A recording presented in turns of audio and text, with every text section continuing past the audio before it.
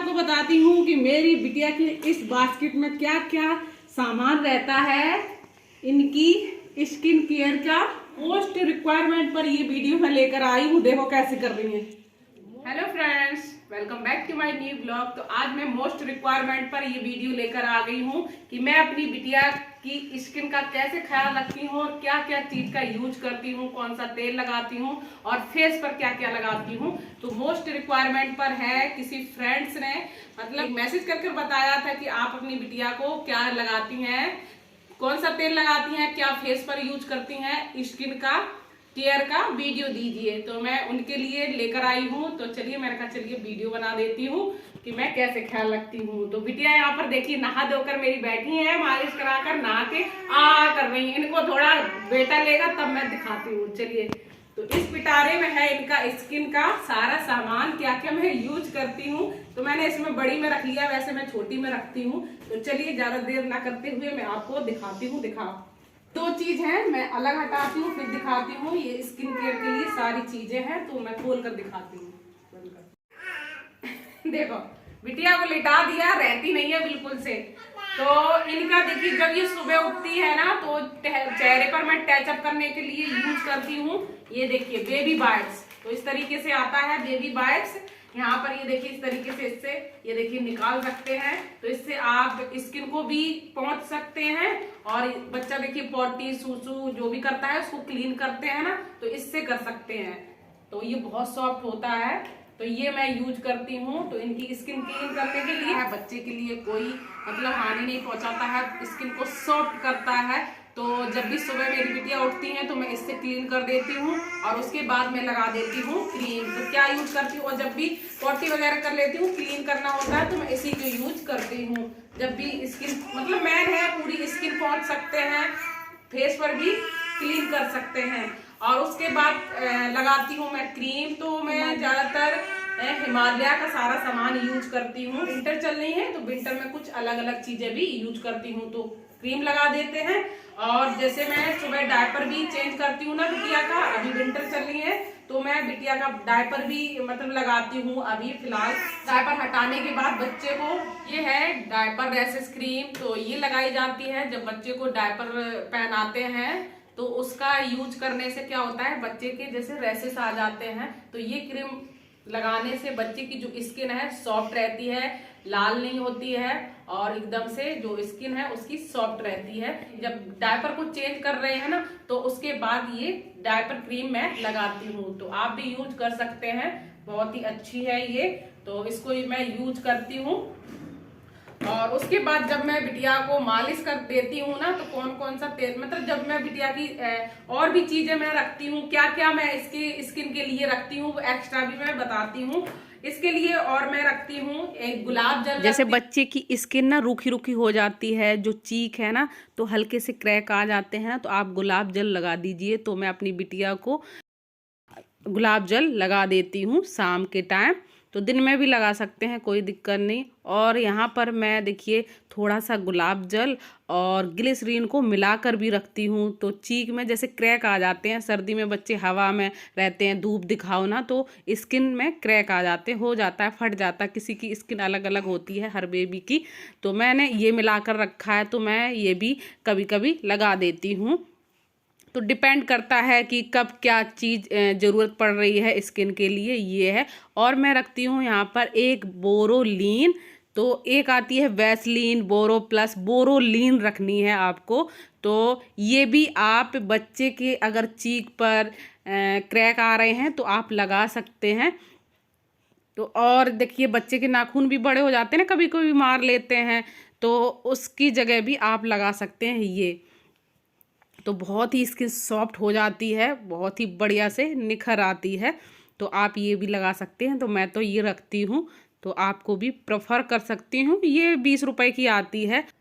और मैं यहाँ पर एक रखती हूँ वेपोरब।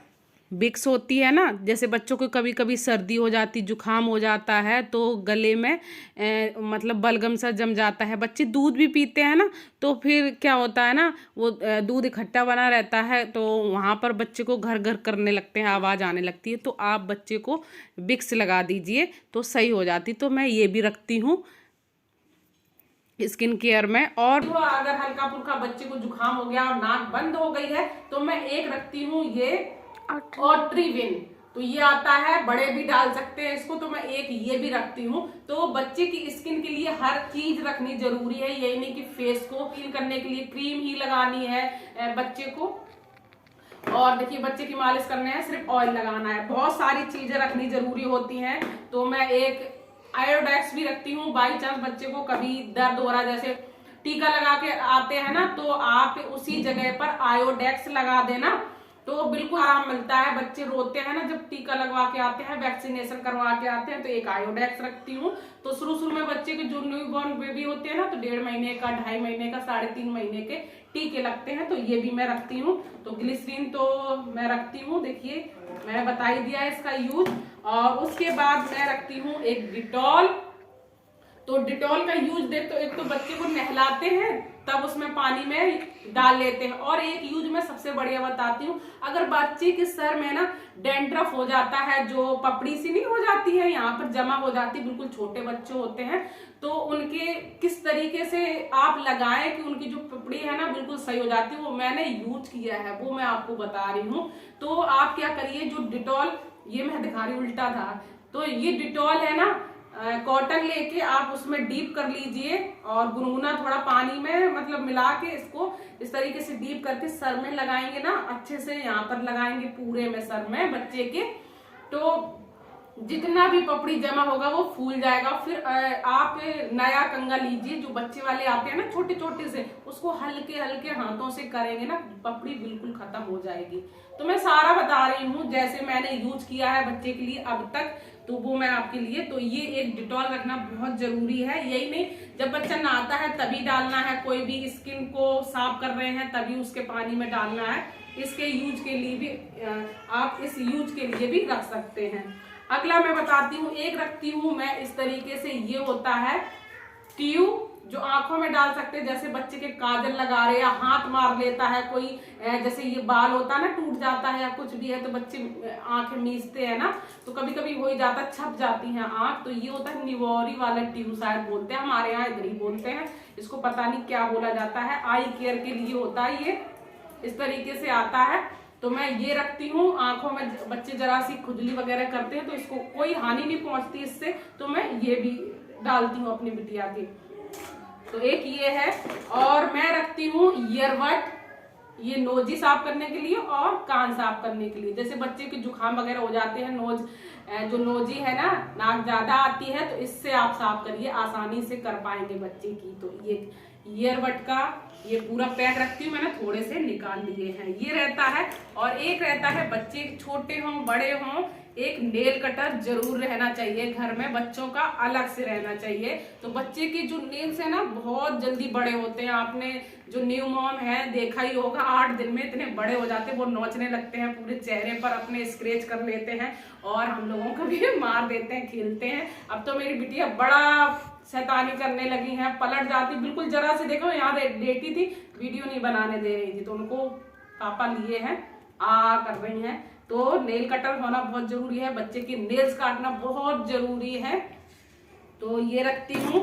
और उसके बाद में उनके मेन आई, अब जो बारी है, तो ये है हमारे पास, मम्मी ने बनाया था काजल, तो बहुत सी सारी चीजें डालकर ये काजल बनाते हैं, अगर आपको चाहिए होगा तो कमेंट करके बताइए, मैं आपको जरूर इसकी रेसिपी बताऊंगी किस तरीके से काजल बनाया जाता है। बहुत सारी चीजें डाली जाती इस काजल में, तो मैं बिटिया को एक बार लगाती हूँ, तो 1 से 2 साल में लगाऊंगी उनको। तो आप कितने भी दिन के लिए लगा सकते हैं, वैसे तो डॉक्टर मना करते हैं लेकिन लगाना चाहिए, बड़े लोग बताते हैं। तो ये सब है।